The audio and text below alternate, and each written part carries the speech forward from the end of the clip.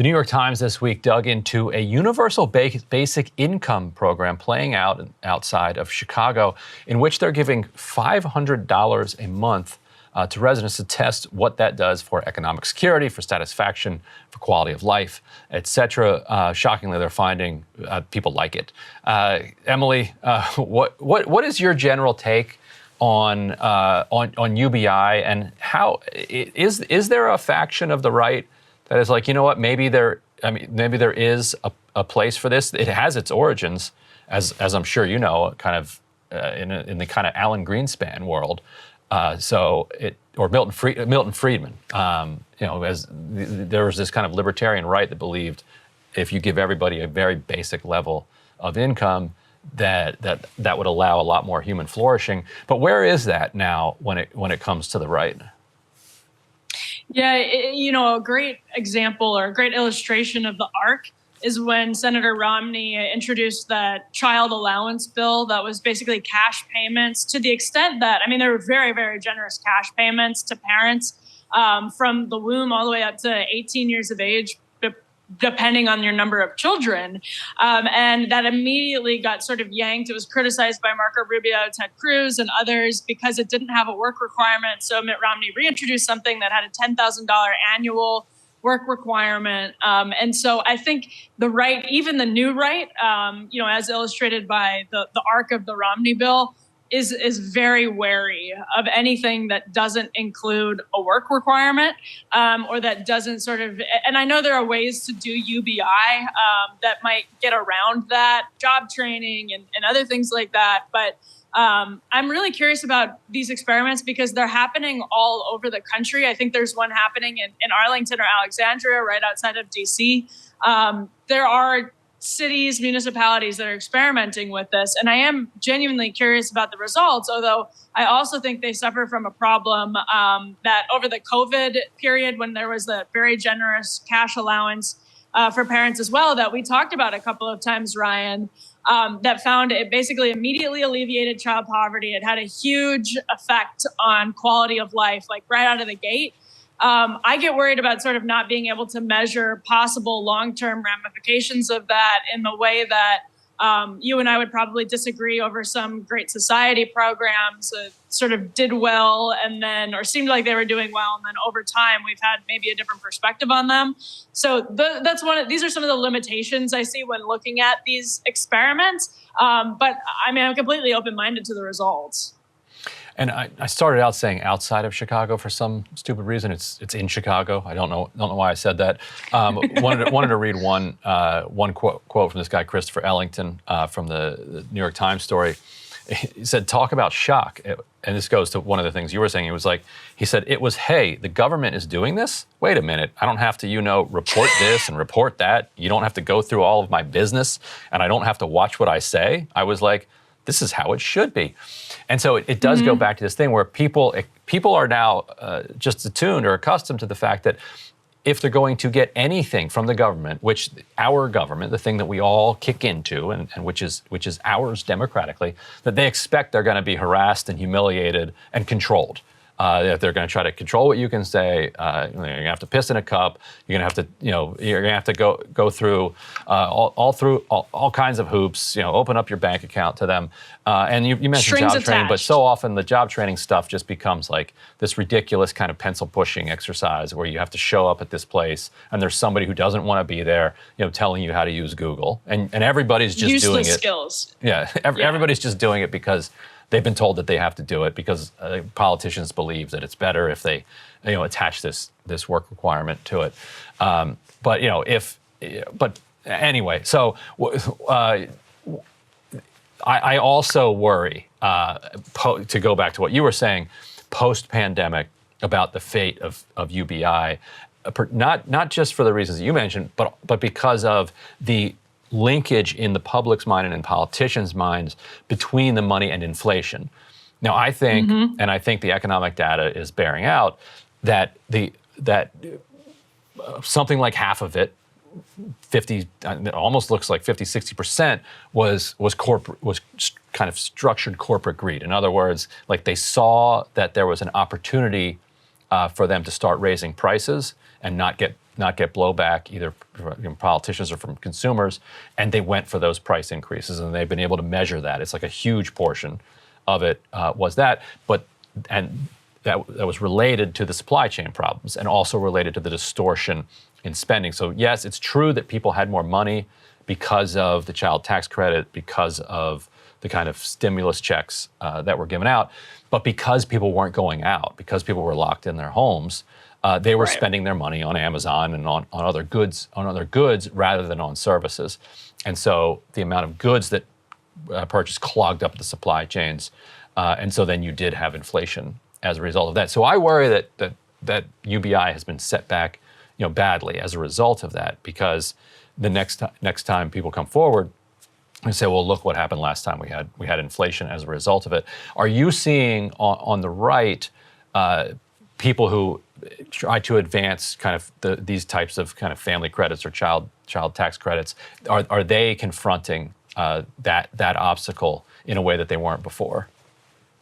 That's a really good question. And I think it gets to what you were talking about originally, how strange it is that a very libertarian proposal, truly a very libertarian proposal, came to be kind of owned right now by either the corporatist center or the very progressive left. Because one of the things that would happen if UBI were to be implemented, and I don't like our system right now of just sort of Band-Aids put on to patch up holes in our safety net. I hate that. I think it's inhumane, and I don't think it's been helpful. But those Band-Aids go away with UBI. And you end up with a system where there are programs people are maybe dependent on, and a lot of that goes away. And so this question of inflation and overheating the economy, et cetera, is an interesting one, because then you do get really big discretionary spending cuts. And you might even get this as an excuse to slash entitlements. You'd certainly get this as an excuse for very serious proposals to slash entitlements if there were a federal UBI program. State basis is different, although on a state level, those entitlements would certainly be in danger too. And so kind of using these as a laboratory for what would happen economically, all of the hypotheticals, if a UBI were to be implemented on a large scale, it is really difficult. But I think some of those, to alleviate the economic concerns that you were just talking about, a lot of those safety nets would just be snipped right away, I think.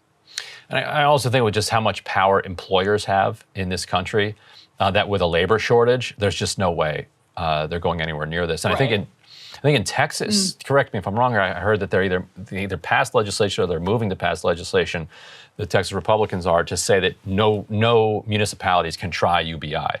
That's how hostile they are to it. That they don't even want towns like Chicago, experimenting with it, because they've got this, they've got bosses who are saying, look, we've got this labor shortage, and what the labor shortage is driving up wages, what they call wage inflation, what other people call a raise, and they don't want to encourage any more kind of worker militancy, because the other thing you get when people feel comfortable in their job is that they start airing their grievances, and they start talking to their coworkers about how they can redress those grievances. Sometimes that leads to them forming into a union. Whereas if there's more precarity, if you get fired, then you're going to get evicted and you're totally screwed. Then the idea of coming together and trying to form a union, which is arduous, often gets beaten back, is less appealing to people. And I think a lot of bosses would like to get back to a place where that's less appealing. Yeah, and one of the reasons the right would be increasingly hostile to something like this after the pandemic, I think is illustrated really well by a story one of my colleagues, Joy Pullman, wrote, which is that these strings that are attached were used, for instance, in the case of school lunches, to implement new bathroom policies. And basically the federal government held school lunch subsidies hostage to bathroom policy implementation. And so conservatives are now very wary, myself included, like in the state of Texas, that any of these subsidies people accept are going to start coming with, for instance, an emergency vaccine requirement, and something that people are on a large scale uncomfortable with from the federal government. And so the pandemic definitely created those concerns. And again, of course, we've covered it many times here. We're vaccinated. We hope our loved ones are vaccinated. But conservatives are very, very wary of that now.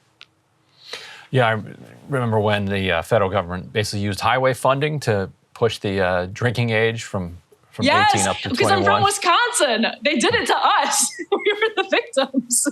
Were you the last holdouts? We were the last holdouts. The beer drinking Germans in Wisconsin were just, yeah. It was anti-German. I had a friend once who got pulled over, and the officer asked him if he'd been drinking, and he said just beer.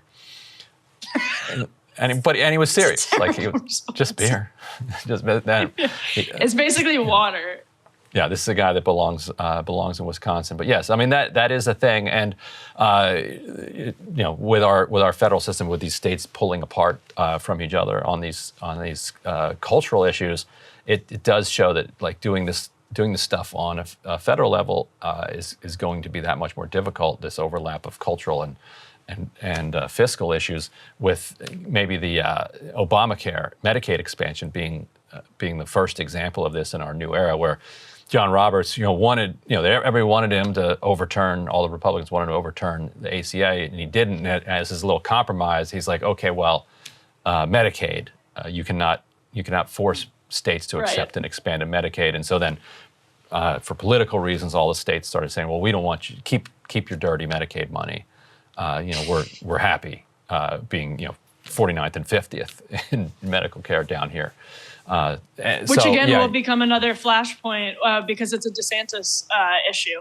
This comes to DeSantis, and it will be another flashpoint in a primary in 2024, where you have cultural populism then mixing with economic populism, or people being forced to make those arguments or confront them. Yeah, but in the meantime, looking forward to seeing the final results from this experiment. It's good that people are trying. I was skeptical of UBI. And remained so to some degree, because to me it seemed like it was coming out of some Silicon Valley tech utopianism, where you had a bunch of tech bros who were like, "Don't worry, we're going to put everybody out of work, but then we're going to give everybody credits that they can spend with us," and that just felt something about it felt dystopian. I don't think it's an open and shut obvious thing, but I also think that people do deserve just a basic sense of dignity and economic security, and if this gets them there, then we should pursue that. So I'm glad that Chicago's doing it. Hey, and if it was a Friedman proposal originally, what better place to experiment with it than Chicago? The Chicago school. There you go. Hey guys, ready or not, 2024 is fully upon us now, and Sagar and I have been brainstorming ways that we can really up our game for this critical election. Yeah, we rely on our premium subs to expand our coverage, to add staff, to upgrade the studio. We just want to give you the best independent coverage of this election, which is possible. So if you can help us out, become a premium subscriber today, breakingpoints.com, or the link is down here in the description video. It really means the world to us, and if you like what we're all about, this is the best possible way to keep us 100% independent, working only for you.